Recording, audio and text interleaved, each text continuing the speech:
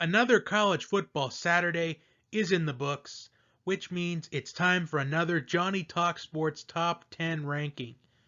Now, this week, the rankings were shuffled a little bit. It was bound to happen because Auburn and Florida played each other, and this was a very good game.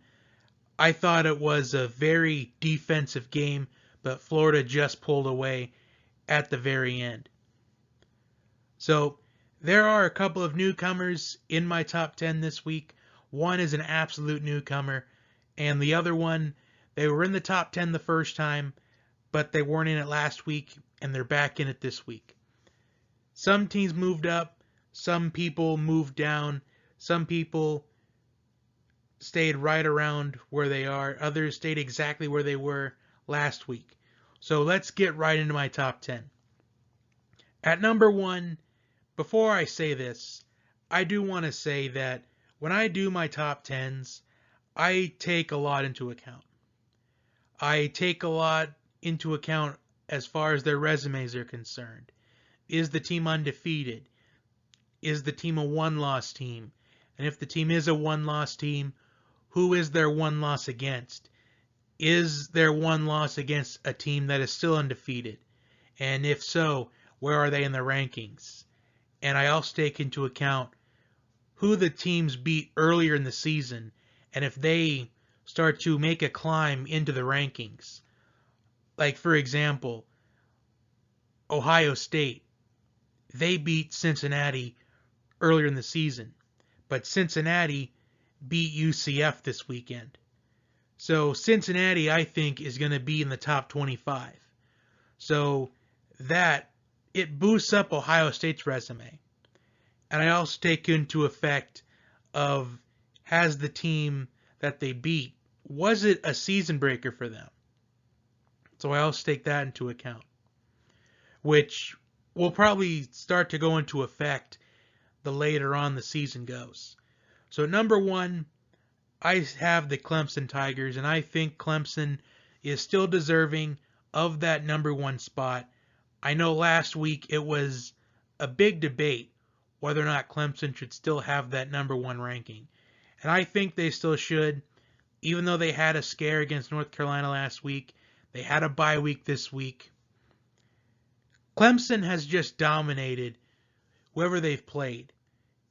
In these last 2 seasons, even 3, even go back as maybe even 4, at least ever since the Clemson Tigers made their runs to the college football playoff, I can count on one hand how many times Clemson was in a dogfight or they actually lost. I could literally count on one hand. Probably only about 5 times in the last 4.5 years at this point. But every single team that wins the national championship, almost all of them, has at least one game in their schedule where they had to grind it out at the end of the game. They had to do just enough to win. And Clemson, they had that game. They've had that game against North Carolina.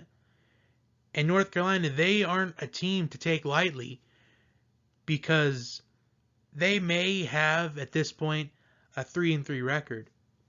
But almost all those games, at least all the games they have lost this season, decided by 1 possession. So it shows that there's a lot of fight in North Carolina, and North Carolina could easily, if they could run the table, finish 9-3, 8-4, they could sneak into the top 25 by the end of the college football playoff rankings. They can get into 24, 25 if they can win every single game.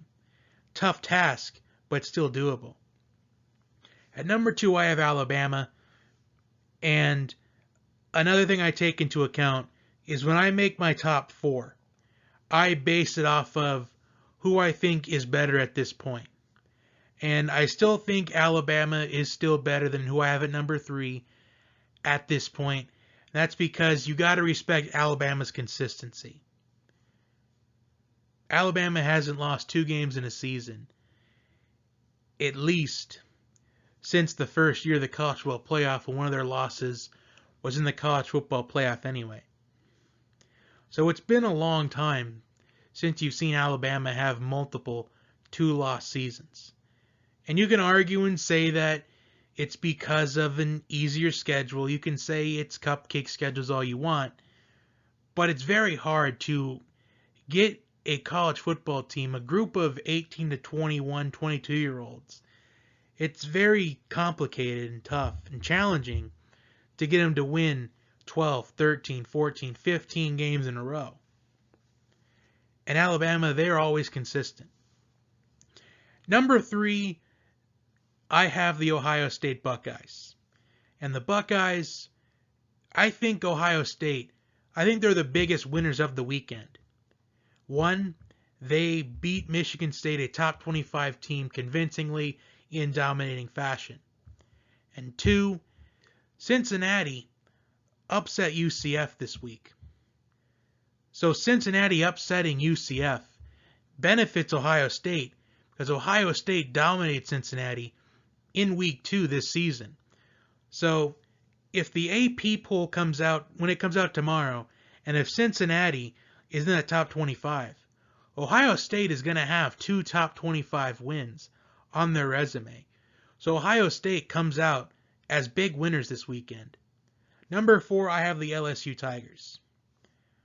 And I said this probably both rankings I've done so far. I have LSU at 4 because I think they have the biggest quality win, I think. Even though you have what could possibly be, depending on how the AP ranks the teams tomorrow, Ohio State would have 2 wins over top 25 competition in Michigan State and Cincinnati. But that's quantity in my opinion.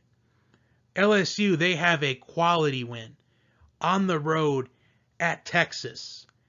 And I think quality benefits a little bit compared to 5 and 6. So the quality versus quantity situation, that's going to come into effect later on once we get towards the playoff committee ranking process. At number 5, I have Georgia. Number 6, I have Florida. So those are my first 2 out, are Georgia and Florida. And if you notice, Georgia's biggest win so far this season is a home win against Notre Dame. And Florida's biggest win so far is at home against Auburn. So LSU's quality is better than Georgia's quality and Florida's quality. But right now, it's not as good to me as Ohio State's quantity wins. I think if Cincinnati, if they're that team that gets the New Year's 6 bid, Ohio State's winning in Cincinnati is going to have much more points than potentially what LSU could develop. Because when you look at the top 6, you have Alabama, LSU, Georgia, and Florida. Those 4, and you even add Auburn into the mix again, even though they lost to Florida today. Those 5 teams, they're going to beat each other up. It's a gauntlet in the SEC. And only one SEC team, at the minimum, is going to come out of this undefeated. So you also got to take that into account. Number 7, I have Oklahoma. And Oklahoma, I feel like they haven't really played as much quality competition as other teams. But I feel like the main reason why we're talking about Oklahoma being a championship contender is just for the sole purpose of Jalen Hurts. Now, I'm not discrediting Jalen Hurts in any way, shape, or form. I'm not discrediting the Sooners in any way, shape, or form.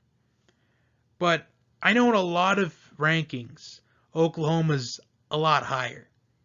But for me, I've just got to wait to see Oklahoma play some real competition. They're going to play Texas next weekend.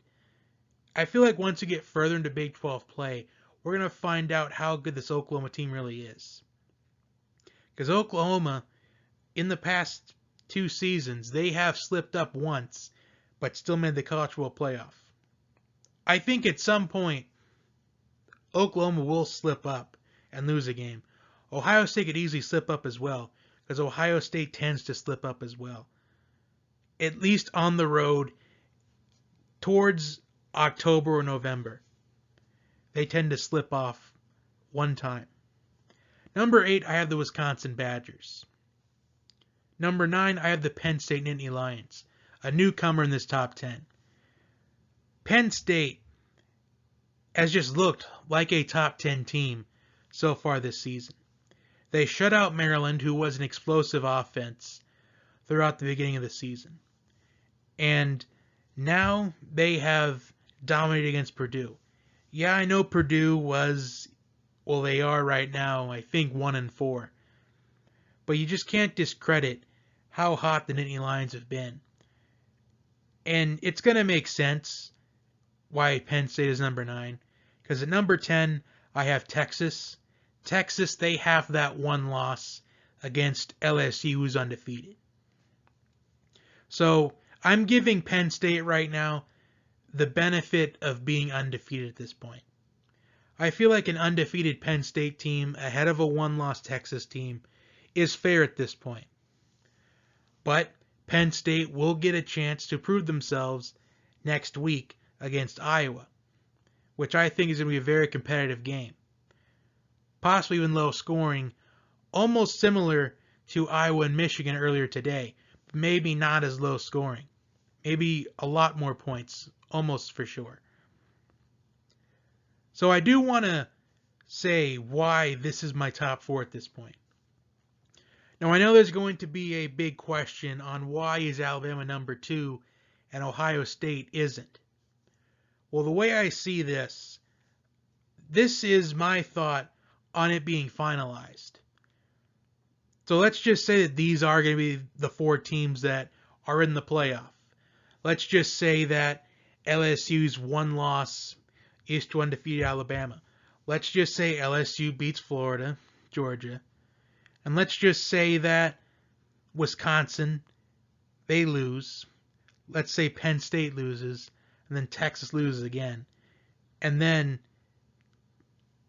actually, let's make this scenario even a much better scenario, actually.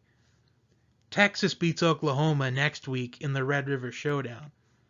But then Oklahoma beats Texas in the Big 12 championship game. And then let's just say Georgia loses multiple games.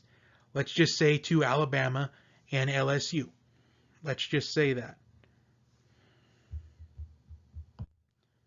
Not Georgia, sorry, Auburn. Let's just say LSU loses to Auburn. And let's just say that Georgia, they slip up at some point to possibly even Texas A&M, which probably won't happen. Let's just say that it's very hard to decide between who gets that 4th spot, because we're going to assume that Clemson, Alabama, and Ohio State, they finish conference championship play all 13-0. And you need to decide who that 4th team is going to be out of this top 10. Like, let's just say Georgia, they don't win the SEC. Let's just say they lose to Florida. Let's just say Florida loses to LSU. And LSU only loses to Alabama, and it's by, let's just say, 3 points. Well, Ohio State beats Wisconsin, and Penn State loses to Iowa next week. Let's just say Oklahoma and Texas, they get 1 each on each other. Do you pick the LSU team that loses to Alabama by 3 on the road, or do you take the Big 12 champ that lost a game in the regular season, but they got their vengeance in the Big 12 championship game? I think with the resume that LSU is going to have, I think that they're going to get picked if Texas beats Oklahoma in the Big 12 championship game. I think it's going to go to LSU. And the way I see this, let's say that is the 4. Clemson is going to have the option as the 1 seed where they're going to want to play. whether if it's Glendale or Atlanta. Clemson's going to choose to go to Glendale because they don't want to go to Atlanta because it's closer for LSU fans to travel. They want to go to Glendale because they don't want to have that kind of crowd disadvantage. So then that leaves Alabama and Ohio State in Atlanta. And Alabama, they're used to playing in Atlanta at this point. They play there every single year. And I think Alabama would at least be a 7 to 9 point favorite against Ohio State on the neutral field in Atlanta. So I took that into effect. But there is still so much to decide. And the rankings, they're going to change again next week because LSU and Florida play each other and Oklahoma and Texas play each other. So thanks for tuning in my top 10. Comment your thoughts down below. Even if they're negative, I'm still going to respond to them. So see you next time.